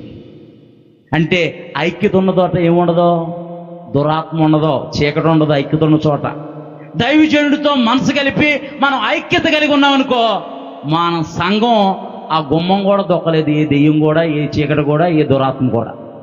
అంటే ఐక్యత ఉన్న చోట ఏముండదో, దురాత్మ ఉండదో, చీకటి ఉండదో. నేనేం చేయాలా, బయటికి రాగానే చిన్న ప్రార్థన చేశాను, మీరు ప్రార్థనలు పెడుతున్నారు కనుకే నేనేమీ చేయలేకపోతున్నాను అని అంది. అయితే నీ పని అయిపోయిందిలే, వెళ్ళిపో అని చెప్పి పంపించేసాను. మళ్ళీ తర్వాత వారం వెళ్ళాను. తర్వాత వారం వెళ్ళి ప్రార్థన చేస్తుంటే డ్రెస్సింగ్ టేబుల్ వైపు చూడమంటున్నాడు దేవుడు. లాస్ట్ ప్రార్థన, ఇలాగే లాస్ట్ ప్రార్థన చేస్తున్నాను. డ్రెస్సింగ్ టేబుల్ వైపు చూడు అని అంటే డ్రెస్సింగ్ టేబుల్ పైన ఏంది ఏముండేది ప్రభువా, మనుషుల్లో ఉంటాయి కానీ డ్రెస్సింగ్ టేబుల్ పైన ఏముండేది ప్రభు అని అంటే, డ్రెస్సింగ్ టేబుల్ మీద పక్కన ఒక షోకేస్ లాగా ఉంటే దాంట్లో ఒక బొమ్మ ఉందన్నమాట. దాంట్లో ఒక బొమ్మ ఉంది, దాన్ని తీసి పడేయమని చెప్పారు. నేను అన్నాను, అయ్యా ఇది త్వరగా తీసి బయట పడేసేయండి అని అంటే, మా అమ్మాయి తెచ్చుకుందండి ఇష్టపడాను. మీ అమ్మాయి తెచ్చుకున్నా ఎవరు తెచ్చుకున్నా సరే దాన్ని తీసి బయట పడేయండి అంటే, బిలాము నడిచిన తప్పుడు త్రోవ. అప్పులు ఉన్నాయని, సమస్యలు ఉన్నాయని, బాధలు నాకు ఉన్నాయి. అప్పులు సాయంత్రం వచ్చే రవితేజ గారికి ఉన్నాయి. రవితేజ గారు అప్పులు చెబితే మీకు గుండె దాడొచ్చింది. మీకు అప్పులు ఎవరికే లేకుండా లేవు. ఎవరు అప్పులు వాళ్ళకున్నాయి, ఎవరి సమస్యలు వాళ్ళకున్నాయి, ఎవరి బాధలు వాళ్ళకున్నాయి. కానీ దేవుడు కూడా మన పక్షాన ఉన్నాడు అన్నది మీరు మర్చిపోవద్దు. దేవుని నామానికి మహిమ కలుగును గాక. అప్పులు ఉన్నాయని, సమస్యలు ఉన్నాయని, బాధలు ఉన్నాయని, ఇబ్బందులు ఉన్నాయని జీవితమే వ్యర్థం అనుకోవటం పొరపాటు. అప్పులున్నా, సమస్యలున్నా, బాధలున్నా, ఇబ్బందులున్నా వాటిని అన్నిటినీ అధిగమించి వాటిని అన్నిటినీ జయించి సాక్ష్యంగా నిలబడే శక్తి దేవుడు మనకిస్తాడు. దేవుని నామానికి మహిమ కలుగును గాక. అవి ఒకానొక దినాన దాని సమయం వచ్చినప్పుడు మొబ్బలు అన్నీ తొలగిపోతాయి. నీవు అనేక జన్మలకు అప్పు ఇచ్చేవాడివే కానీ అప్పు చేయవు అని దేవుడు అన్నాడు. అప్పుడు నువ్వు ఇస్తా ఉంటుంటే నీ ముందు నిలబడతారు. దేవుని నామానికి మహిమ కలుగును గాక. అప్పు తీసుకోవడానికి కాదు, నీవు దానం చేస్తుంటే తీసుకోవటానికి. దేవుని నామానికి మహిమ కలుగును గాక. మళ్ళీ మనం తిరిగి కూడా తీసుకోం. అంటే దేవుడు వాక్యము సత్యము. అంటే మన జీవితాలు బిలాము నడిచిన తప్పుడు మార్గమున మనం వెళ్ళకూడదు. సామెతల గ్రంథము 16 అధ్యాయం 25 వచ్చింది. సామెతల గ్రంథము 16 అధ్యాయం 25 వచ్చింది. సమయం వెళ్ళిపోతున్నట్టుంది. సామెతల గ్రంథము 16 అధ్యాయం 25 వచ్చింది.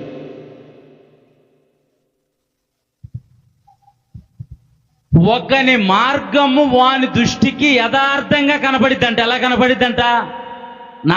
నా రూటు సపరేట్ అంటారుగా, నా దారి రహదారి అంటారుగా, నా దారి రహదారి. ఒకని మార్గము వాని దృష్టికి యథార్థంగా కనపడును, అయినను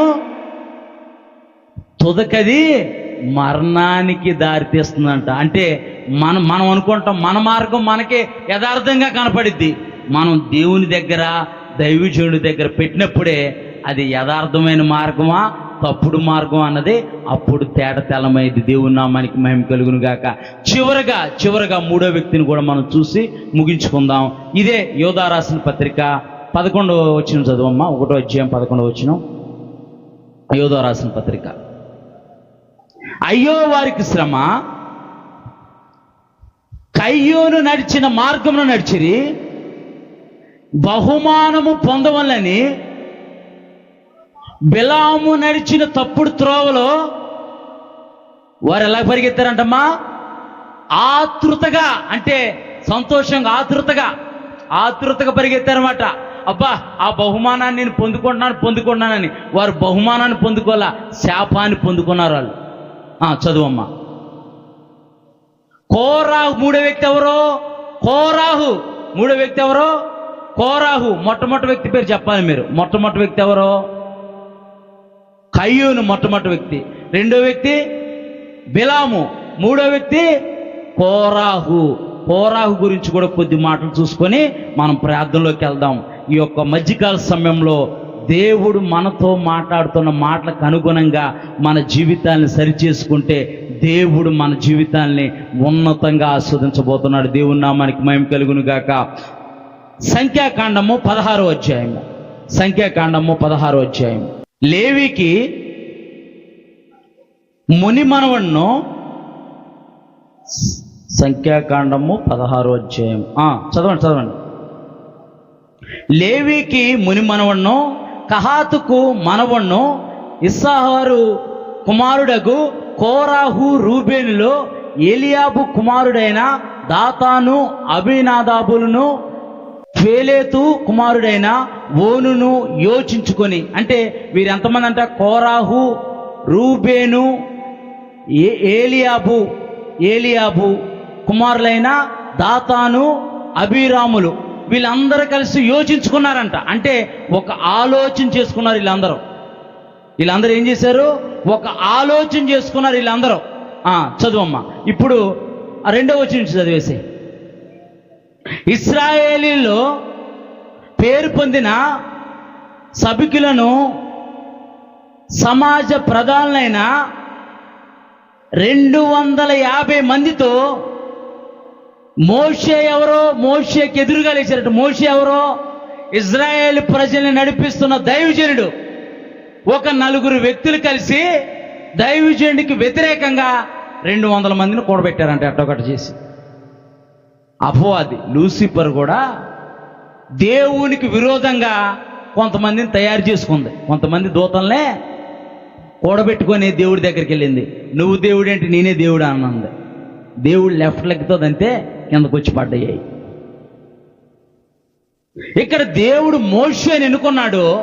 మోషేని ఇజ్రాయేల్ ప్రజలు నడిపించడానికి, అరణ్యము గుండా పాలు తేనెలు ప్రవహించే కానాను దేశం నడిపించడానికి మోషేని నాయకుడిగా ఎన్నుకొని నడిపిస్తుంటే, మోషే ఆకలి మంటతో, ఆకలి బాధతో దేవుని దగ్గర ప్రాధేయపడి, ఈ ప్రజల్ని నువ్వు రక్షించు ప్రభా, ఈ ప్రజల్ని నాశనం చేయకు, ఏ తెగులు వీరికి సమీపించకూడదని నానా బాధలు పడి ఆ ప్రజల్ని నడిపిస్తుంటే, ఆ ప్రజలేమో ఒకడేమో నాకు మాంసం లేదంటాడు, ఒకడేమో చికెన్ లేదంటాడు, ఒకడేమో నాకు మినరల్ వాటర్ లేదంటాడు, ఒకడేమో నాకు మొక్కే లేదంటాడు. ఈ అన్నిటిని కూడా సహించి ఓర్చుకొని నడిపిస్తామంటే ఒక 4 బయలుదేరారని అంటుండే. వాళ్ళల్లో కోరాహు మెయిన్ లీడర్ అన్నమాట. కోరాహు ఏం చేశాడు? చదువమ్మా. ఇదే ఇజ్రాయేల్లో పేరు పొందిన సభకులను, సమాజ పెద్దలైన 250 మందితో మోషేకి ఎదురుగా లేచి, మోషే అహరోనులకు విరోధముగా పోగుపడి, మీతో మాకిక పనిలేదు,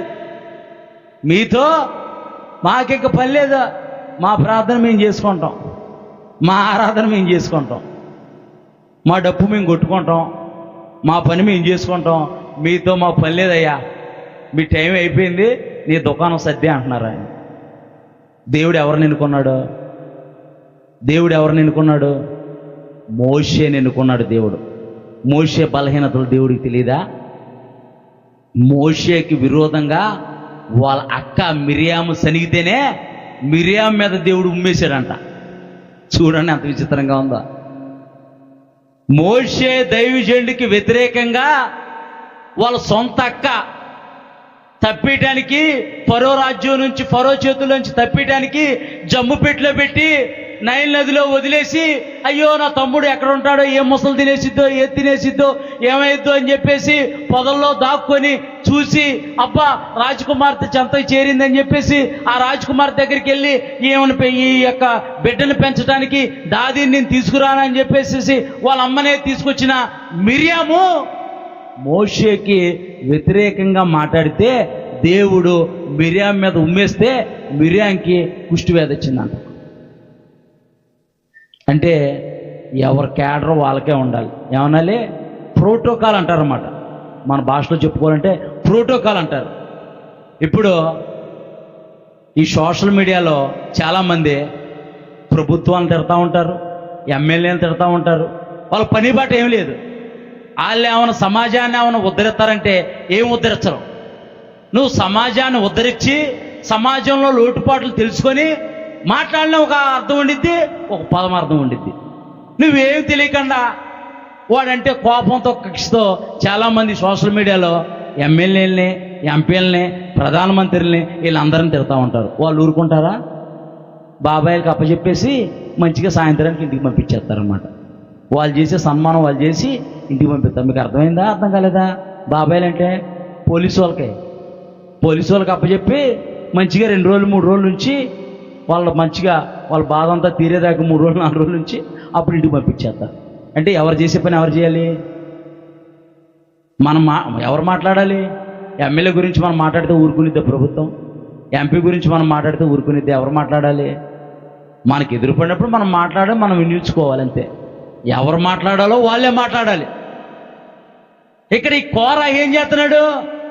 మోషేకి, అహరోనికి ఎదురుగా పోగుపడి, మీతో మా పని లేదయ్యా, ఇంక నీ పని నువ్వు అయిపోయావు, ముసలోడు అయిపోయావు, చేసిన చాలు, నడిపించిన చాలు, నీ పని నువ్వు చూసుకో, మా పని మేము చూసుకుంటాం అన్నారంట.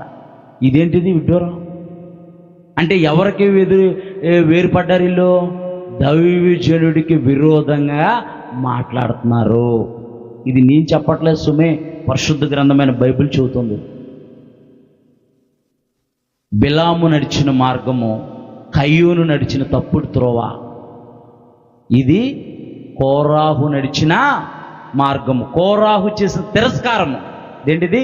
కోరాహు చేసిన మొట్టమొదటి కయ్యూను నడిచిన, చెప్పాలి, కయ్యూను నడిచిన తప్పుడు మార్గము. బిలాము నడిచిన, కయ్యూను నడిచిన తప్పుడు త్రోవ, బిలాము నడిచిన తప్పుడు మార్గము, కోరాహు చేసిన తిరస్కారము. వీరు ఎవరికి ఎదురుగా పోగయ్యారంటే దైవజనుడికి, దేవుడికి వ్యతిరేకంగా పోగయ్యారు. పోగయ్యి మా పని మేము చేసుకుంటాం అని అంటే దేవుడు అన్నాడు, నువ్వు ఒక్కసారి అలా పక్క తప్పుకో, నువ్వు ఒక్కసారి అలా పక్క తప్పుకో, సంగతి ఏంటో నేను చూస్తానన్నాడు. నువ్వు ఒక్కసారి అలా పక్క తప్పుకో అని అన్నాడు. ఈయనన్నాడు, బాబు వద్దు బాబు, నువ్వు ఇంత దూరం తీసుకొచ్చావు, ఇంత దూరం తీసుకొచ్చి వాళ్ళని నశింపజేస్తే, ఇంత దూరం తీసుకొచ్చేసి వాళ్ళని నువ్వు పాడు చేసావు, చంపేసావు అని చెడ్డ పేరు నీకు ఎందుకు ప్రభువా? వద్దు ప్రభువా, వారు క్షమించానంటే సరే అవునా అని చెప్పేసి ఒక పరీక్ష పెట్టాడు అన్నమాట. ఒక పరీక్ష పెట్టాడు. రేపు ఉదయమున మీరు అగ్ని తీసుకురండి, మీ పాత్రలో మీరు అగ్ని తీసుకొని రండి. ఎవరి అగ్ని అయితే, ఒకసారి చదువమ్మా, ఇది చదివితే మీకు బాగుంటుంది. ఇది చదివేసుకొని మనం ప్రార్థనలోకి వెళ్దాం. 4వ వచనం కాను చదువమ్మా, 4వ వచనం కాను చదువు.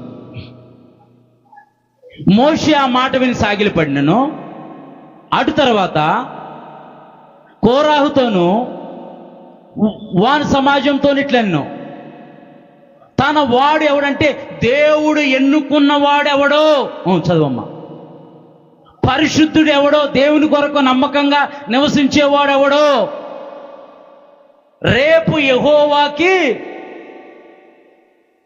తెలియజేసి వారిని తనకు సన్నిధికి రానిచ్చును. ఆయన మీరు ఏర్పరచుకొనిన తన యొద్దకు చేర్చుకొను, తాను ఏర్పరచుకొనిన వానిని తన యొద్దకు చేర్చుకొను. ఇలాగు చేయుడి, కోరాహును అతను సమస్త సమూహమునైన నీవును ధూపార్తులను తీసుకొని వానిలో అగ్ని ఉంచి రేపు యెహోవా సన్నిధిని వాని మీద యెహోవా సన్నిధి వాటి మీద ధూపద్రవ్యము వేడి. అప్పుడు యెహోవా ఏ మనుషుల్ని ఏర్పరచుకున్నో వాడే పరిశుద్ధుడు. లేవి కుమారులారా, మీతో నాకింక పని లేదు. మరియు మోషే కోరాహుతో ఇట్లన్నానని చెప్పేసి ఈ యొక్క కోరాహు పోగైన వారందరినీ తీసుకొని ఎక్కడికి వచ్చాడో ఒకసారి చూద్దాం. మనము 30వ వచనం చదవమ్మా. 30వ వచనం కానీ చదవమ్మా.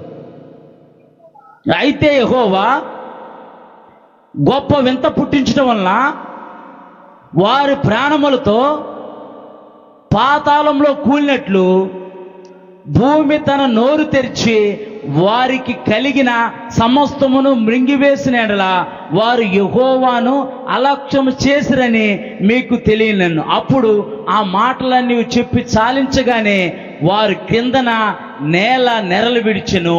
భూమి తన నోరు తెరిచి వారిని వారి కుటుంబీకులను కోరాహు సంబంధులందరినీ వారి సమస్త సాంపద్యమును మింగివేసిను. వారును వారి సంబంధులను ప్రాణముతో పాతాళంలో కూలిరి.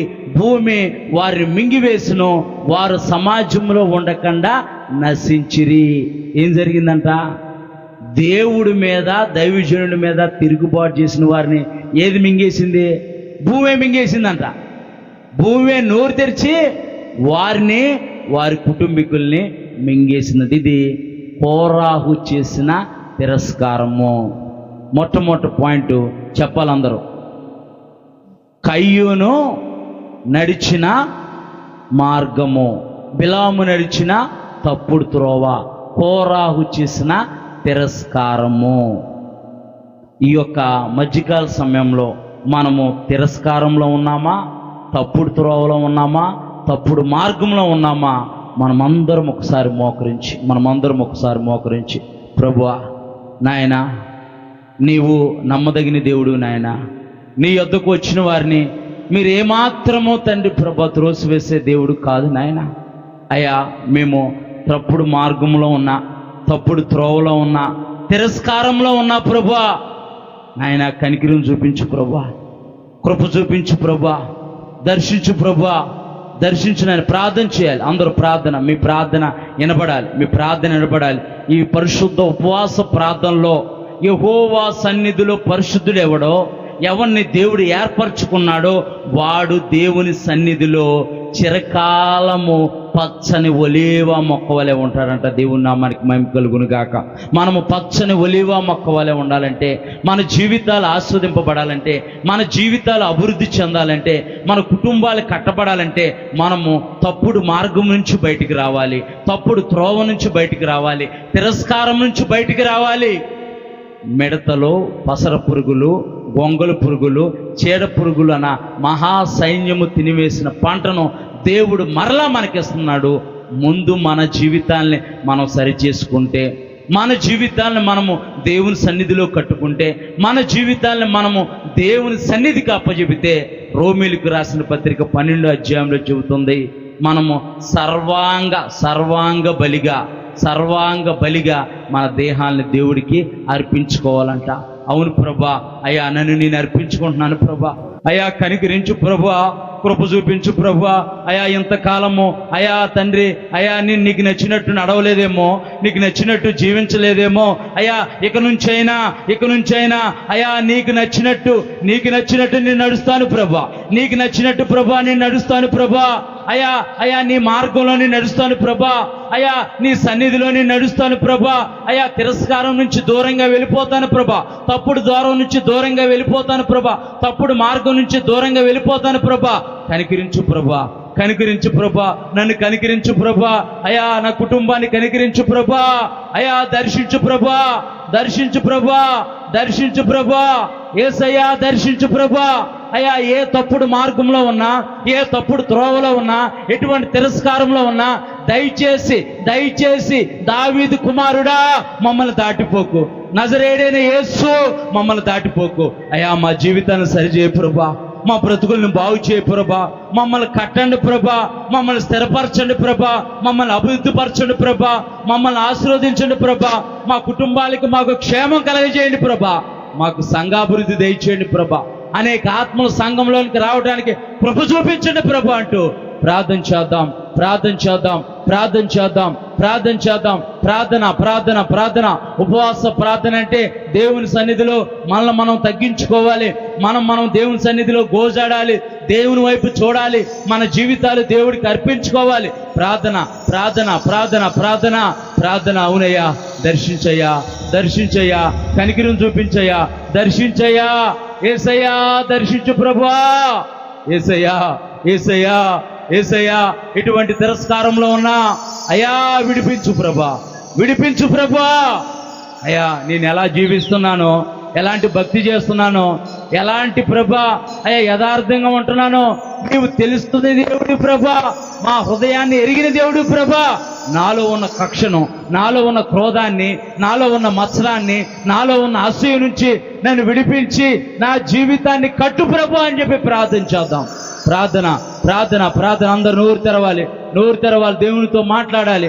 దేవుడు ఇప్పటి వరకు మనతో మాట్లాడాడు, ఇప్పుడు మనం దేవుడితో మాట్లాడే సమయం ఇది. మనం దేవుడితో మాట్లాడితే దేవుడు మన ప్రార్థన ఆలకించే దేవుడు, మన అర్పణ లక్ష్య పెట్టే దేవుడు, మనల్ని లక్ష్య పెట్టే దేవుడు, మన జీవితాలను బాగు చేసే దేవుడు, మన బ్రతుకుల్ని కట్టే దేవుడు, మనల్ని ఆశీర్వదించే దేవుడు ఆయన. ఓ వందనాలు తండ్రి యేసయ్యా, యేసయ్యా నీకు వందనాలు ప్రభా, కనికర పూర్ణుడా నీకు వందనాలు తండ్రి, కరుణావచ్చలత గల దేవా నీకు వందనాలు తండ్రి. అయ్యా తండ్రి, పెద్దలను సమాజపు వారిని అందరినీ ప్రభా అయ్యా నీ మందిరంలో కూడి ఉపవాస దినాన్ని ప్రభా ప్రకటించమన్నావు నాయన, వ్రత దినాన్ని ఆచరించమన్నావు నాయన. అయ్యా ఈరోజు జరిగిన ప్రభా అయ్యా ఈ ఉపవాస కూడికని బట్టి ప్రభా మీకు వందనాలు స్తోత్రాలు చెల్లిస్తున్నావు నాయన. అయ్యా వచ్చిన ప్రతి కుటుంబాన్ని పేరు పేరున మీరు జ్ఞాపకం చేసుకోండి, ప్రతి కుటుంబాన్ని మీరు దర్శించండి, ప్రతి కుటుంబం పైన ఏలుబడి చేస్తున్న ప్రతి చీకటి అంధకార దురాత్మ శక్తుల్ని లయపరచండి ప్రభా. వారు ఎటువంటి పరిస్థితిలో ఉన్నా సరే ఆ పరిస్థితి నుంచి వారిని విడిపించండి నాయన. నీ గాయపడిన హస్తంతో ప్రభా వారిని మీరు తాకమని ప్రార్థిస్తున్నావు నాయన. మీ దాసులు దైవ సేవకులు ప్రభా జేమ్స్ పాస్టర్ గారిని జ్ఞాపకం చేసుకోండి. వారెంతో ప్రయాసతో భారంతో ఈ పరిచర్యని కొనసాగిస్తుండగా ఈ పరిచర్య ఫలభరితంగా మార్చబండిగాక నాయన. అయ్యా తండ్రి ప్రభా ఈ పరిచర్య యొక్క వేర్లు తరపబండుగాక నాయన. అయ్యా వేర్లు తడవపడి అయ్యా మొద్దు చిగురించబండుగాక, మొద్దు చిగురించబడినగాక. ఆనాడు ప్రభా అహరోను చేతికర్ర నీ సన్నిధిలో ఉంచబడినప్పుడు ప్రభా పువ్వులు పూసి బాదమకాయలు కాసి చిగురించిన రీతిగా ఈ పరిచర్య అభివృద్ధి చెందబడినగాక. అయ్యా మీ దాసుని ఇంకా నీ పరిశుద్ధాత్మ అగ్నితో నింపండి, నీ అభిషేకంతో నింపండి ప్రభా. వారికి ఉన్న వ్యతిరేకమైన పరిస్థితులన్నిటి నుంచి వారిని విడిపించండి ప్రభా. అయ్యా నీ రాజ్య వ్యాప్తి కొరకు ఒక బలమైన సాధనముగా మీ దాసుని మీరు వాడుకోండి ప్రభా. అయ్యా చుట్టుపక్కల ఉన్న కుటుంబాలను కూడా ప్రభా మీరు జ్ఞాపకం చేసుకొని ప్రభా నూతన ఆత్మలు ప్రభా అయ్యా నీ సన్నిధిలోకి రావటానికి మీరు కృప చూపించి సహాయము దయచేయమని యేసు పరిశుద్ధ నామమున ప్రార్థిస్తున్నాం పరమ తండ్రి. ఆమేన్, ఆమేన్, ఆమేన్.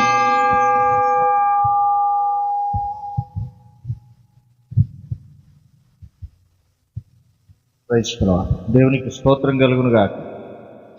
రెండు చేతులు పైకెత్తి ప్రభుకు స్తోత్రం చెప్దామా? హల్లెలూయా. దగ్గరగా స్వరములు ఎత్తి ప్రభు నామమునకు మహిమ కలుగును గాక. Right, God bless you. మంచిదండి, చాలా చక్కటి లోతైన ఆత్మీయ సత్యాలు మనం నేర్చుకున్నాం. ఇక దైవజనుల ద్వారా దేవుడు మాట్లాడిన విషయాలు ఒకసారి జ్ఞాపకం చేసుకోండి. మొట్టమొదటిగా ఏ మార్గంలో మనం వెళ్ళకూడదు, కయీను మార్గంలో మనం నడవకూడదు. రెండవదిగా బిలాము బోధను, బిలాము మార్గంలో మనం బిలాము నడిచిన తప్పుడు త్రోవలో మనం ప్రవేశించకూడదు, నడవకూడదు. మూడవదిగా కోరహు తిరస్కారం అనగా ఎదిరింపు, వ్యతిరేకత. అనే మనస్తత్వాలు మనకు ఉండకూడదు. ఆమేన్.